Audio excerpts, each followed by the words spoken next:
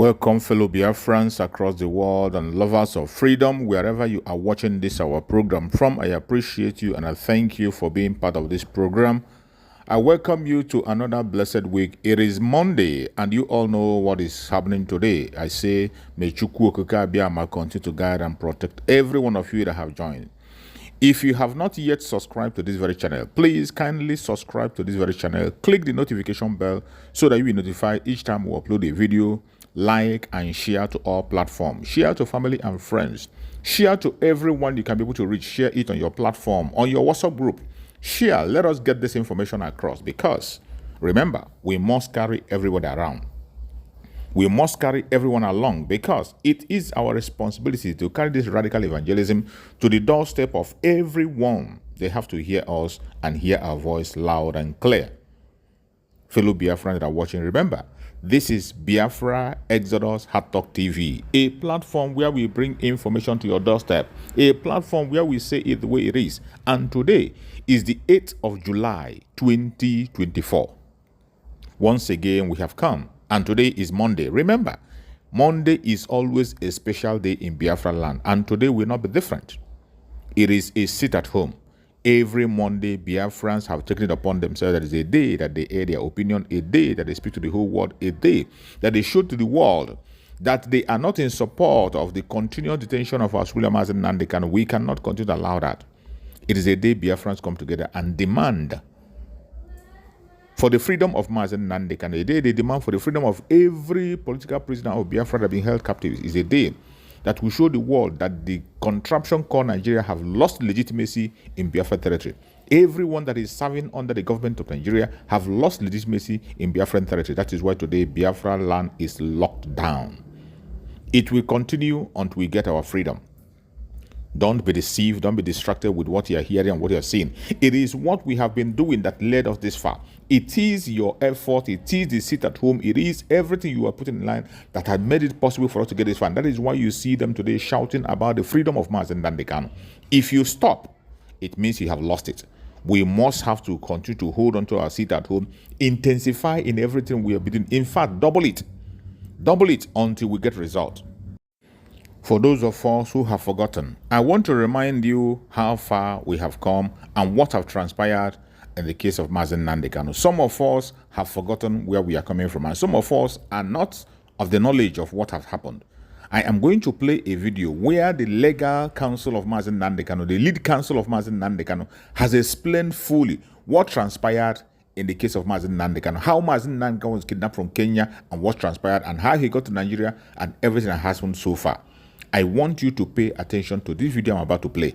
It is very important to keep you in touch. It is very important to keep you watching, keep you focused, so that you can know where we are coming from and where we are going. Watch from beginning to end. You'll be glad you did. Let's watch. Wearing two hats. I'm speaking on behalf of Nnamdi Kanu. I'm also speaking on my own behalf. My name is Aloy Ejimako. I'm the special counsel to Mazi Nnamdi Kanu and the indigenous people of Biafra. And I'm speaking to you from a location in Nigeria.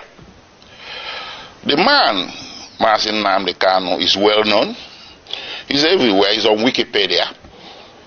He's an internationally acclaimed freedom fighter. But there's just a few things I need to tell you about him. What brought him to limelight was the formation of the indigenous people of Biafra in the United Kingdom in 2012. Simultaneously, he also founded Radio Biafra. And these two organizations were aimed at one thing: liberation for the people of Biafra, or restoration of the former Republic of Biafra that went defunct in 1970. The right to self-determination is a right that is guaranteed internationally, domestically, and continentally. It's within the black letters of Nigerian law at Article 20 of the African Charter on Human and People's Rights. The right to self-determination is guaranteed. So the formation of IPOB did not break any law. Not laws of United Kingdom, not international law, not Nigerian law. But guess what? When Mazi Nnamdi Kanu, who was born in Nigeria, but who acquired British citizenship later on, came to Nigeria in October 2015, the government of President Muhammadu Buhari, which had come to power in May, decided to arrest him. He was not arrested between 2012 and 2015 because the government of the day at that time understood that self-determination is not a crime. But the government that came into power in 2015 in May decided that self-determination is going to be treated as a criminal activity. So he was arrested in Lagos. He was charged for treason, also for insulting the president and illegal importation of radio equipment. 3 charges. The treason one, they split it into 2, treason by himself and treason by conspiracy. This thing went on from 2015 until April 2017, when he was eventually granted bail. So he was detained for nearly 18 months. After granting him bail, he returned to his ancestral home in the southeastern part of Nigeria, and he was enjoying his bail when suddenly, between 10 September and 14 September 2017, the Nigerian army, without any justification whatsoever, levied lethal, massive military operations against Mazi Nnamdi Kanu's ancestral home. That day, he was sitting at home with so many people, his family members, including his 2 elderly parents. The attack was lightning, it was a bleakridge, it was massive, and it was not the type of an attack you will expect a national military force to levy on a civilian location. But they did. At the end of the day, 28 people lost their lives. Mazi Nnamdi Kanu sustained injuries. His parents sustained injuries as well, but somehow, by the grace of God, they all managed to escape. From there, the rest is history. And because there was a national and international manhunt for him by the security forces, which rules of engagement was to shoot, not to maim. If you see Nnamdi Kanu, if you encounter him anywhere, shoot not to maim. Not to maim, but shoot to kill. That's what they went there to do on 10 September, but they didn't succeed. But it went on. They went on in a manhunt. So Nnamdi Kanu was forced to flee the municipal boundaries of Nigeria in search of safe haven overseas. Eventually, in May 2021, he settled in Kenya. He entered Nairobi and settled in Kenya somewhere. He never knew that Nigerian security forces, the international branch of it, were laying in wait for him. They laid an ambush for him. So on 19th June 2021, he drove himself to Jomo Kenyatta International Airport on a personal errand. As soon as he drove into the parking lot and alighted from his vehicle, several well-armed security men suspected to be of a mixture of Nigerian and Kenyan security forces swooped on him, grabbed him, abducted him, and put him forcibly in a vehicle and drove away. Well, they didn't take him to the police station. They didn't take him to immigration because he was a foreigner. He should have been taken to immigration. They didn't take him to any official law enforcement facility. They took him to a secret location in Nairobi, a non-official secret location. So in effect, they disappeared him. And they kept him at that secret location for a whole 8 days. And those 8 days he endured horrendous torture. All these are matters of record between the various tribunals and courts before whom this matter has been brought. I cannot begin to give you all the details. Horrendous torture in violation of basic human rights, in violation of the laws of Kenya, Nigeria, and the international community. When Nnamdi Kanu was abducted on 19th June 2021, the proper thing that should have been done is to take him to a police station, from there to a court. And then if you wanted him back in Nigeria, you subject him to what is called extradition proceedings. This is a basic tenet of the law that you see in the laws of any nation. Kenya has an extradition act to which Mazi Nnamdi Kanu should have been subjected.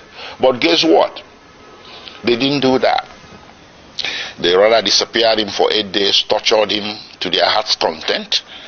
And on 27th June, they secretly brought him out from this location and took him through the back doors, evading Kenyan immigration, direct to the tarmac of Jomo Kenyatta International Airport, Nairobi, where a private plane was waiting. They bundled him into the plane, chained him to the chair, and everything. He endured 5-6 hours flight from Nairobi to Kenya in the most excruciating circumstances. They arrived in Nigeria late in the evening, and the plane flew back to Nairobi. This is why we tell you that they took him to the headquarters of the National Intelligence Agency in Abuja, where he spent the first night with all the lights left on to assure his maximum discomfort. The following day, they transferred him to the headquarters of Director of State Security in Abuja, and on the third day, they brought him before the Federal High Court in Abuja. The Federal High Court was well aware that Mazi Nnamdi Kanu has counsel of record. It was an open case, it wasn't a new case, a pre-existing case. But the Federal High Court decided to conduct the arraignment in violation of his constitutional right to counsel. And that arraignment led to the indefinite detention with which we are struggling today. Anyways, taking you back a few steps, the little military invasion of 2017 was not unrequited, judicially speaking. I took the matter before two tribunals, or a tribunal and a court. First, I took it to the African Commission on Human and People's Rights, which rendered a decision in March 2018 condemning the action and calling it a violation of the African Charter. And they wrote a president to the President of Nigeria. They wrote a letter to the President of Nigeria requesting him or directing him. They used diplomatic language, but the decision was there that what you did is wrong. So you need to roll it back.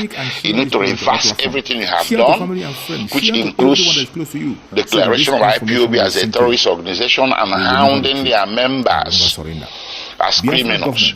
The African Commission held that what Nigerian government was doing was persecution, not prosecution.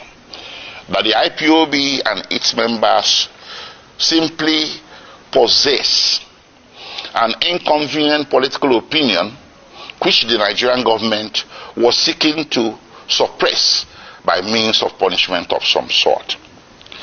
And they asked or directed Nigerian government to reverse itself. Nigerian government never did. Rather, it escalated. Well, subsequently, I went to a local court, a high court in Abia State in eastern Nigeria. I sued the Federal Republic of Nigeria, the Nigerian Army, and other parties who were confederates in that attack of September 2017.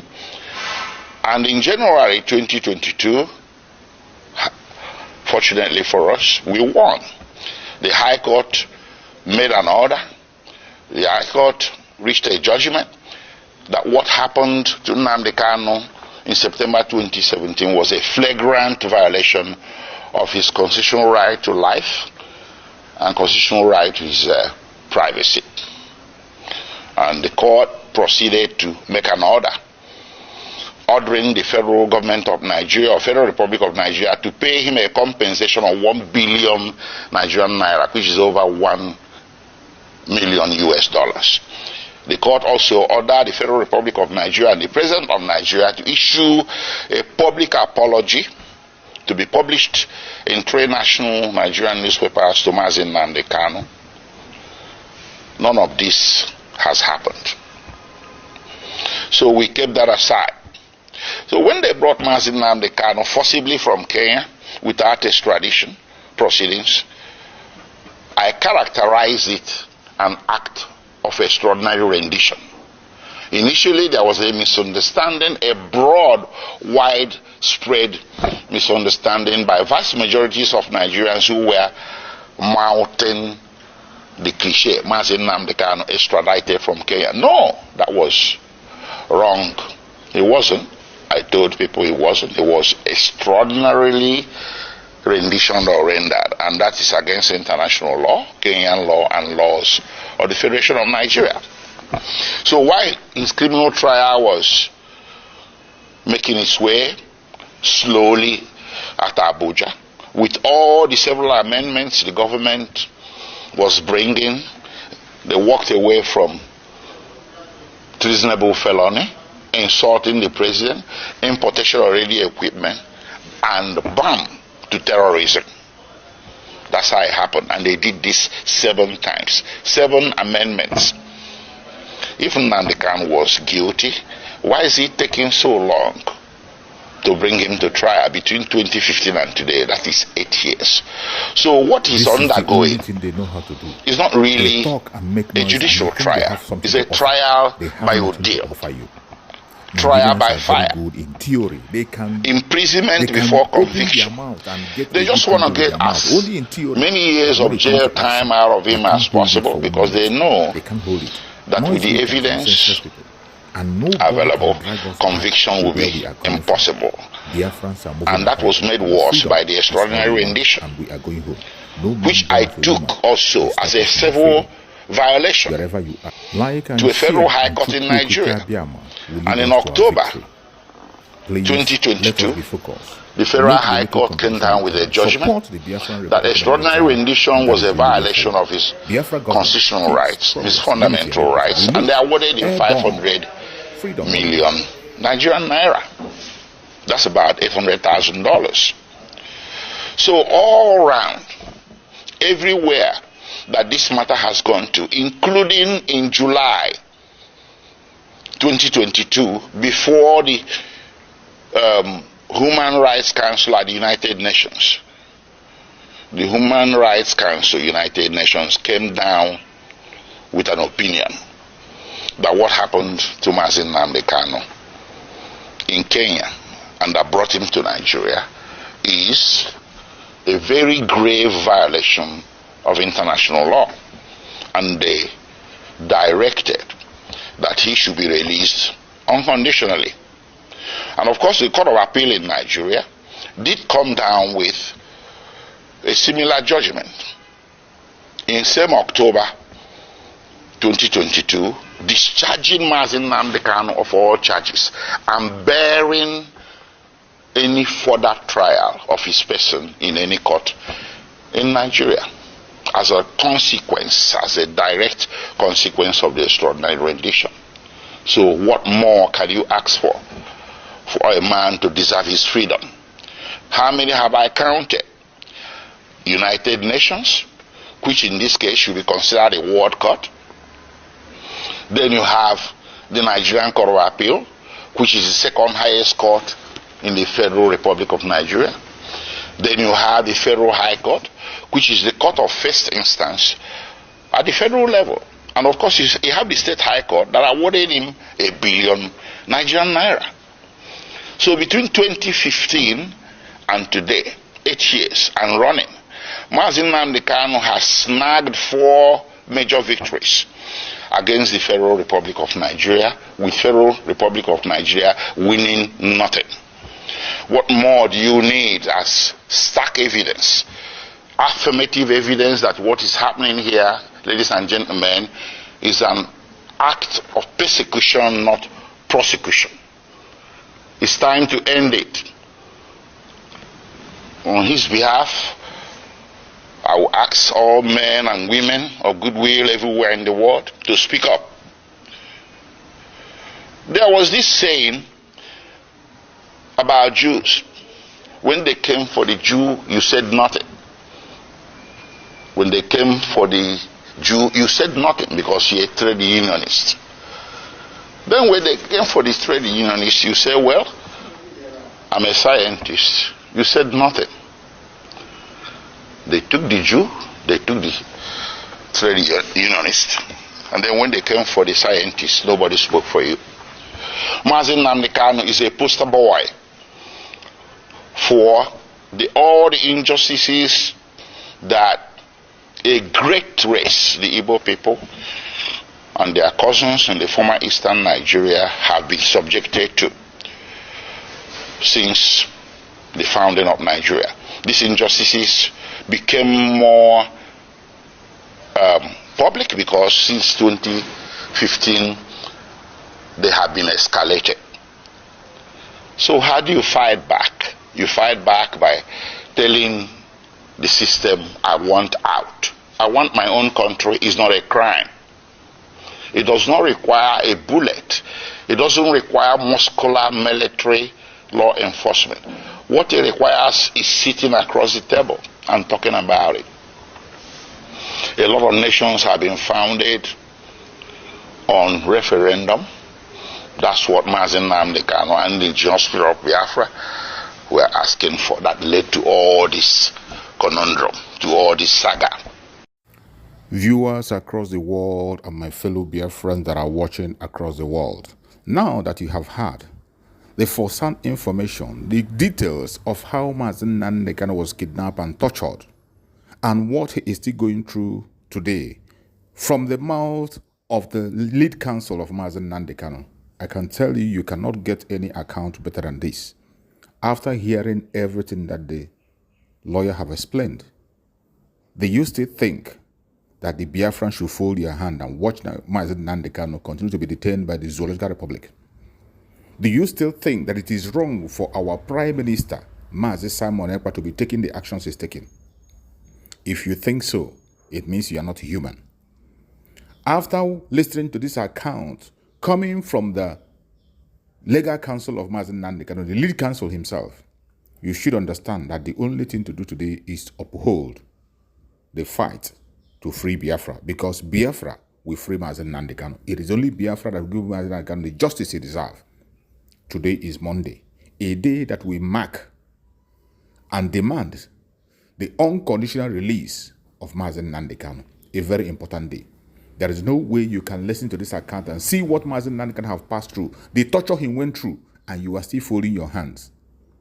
After listening to this account and you are still talking against the Monday sit at home, it means you are not a human. Wherever you are as a Biafran, continue to prepare yourself. The restoration of the independent state of Biafra is the only thing that can guarantee the freedom of Mazi Nnamdi Kanu and every other political prisoner, including yourself, to give you that life you desire. It is Biafra that will give you your defense, give you the good economy you want, give you respect and make you be respected among men. Fellow Biafran, wherever you're watching, you must continue to support the Biafra Liberation Army, support the Biafra Republic of Nigeria, support the Prime Minister Mazi Simon Ekpa, the Commander-in-Chief of the Armed Forces of Biafra. That is the only way forward. Biafra government, peace, unity, progress, and equity. We move airborne.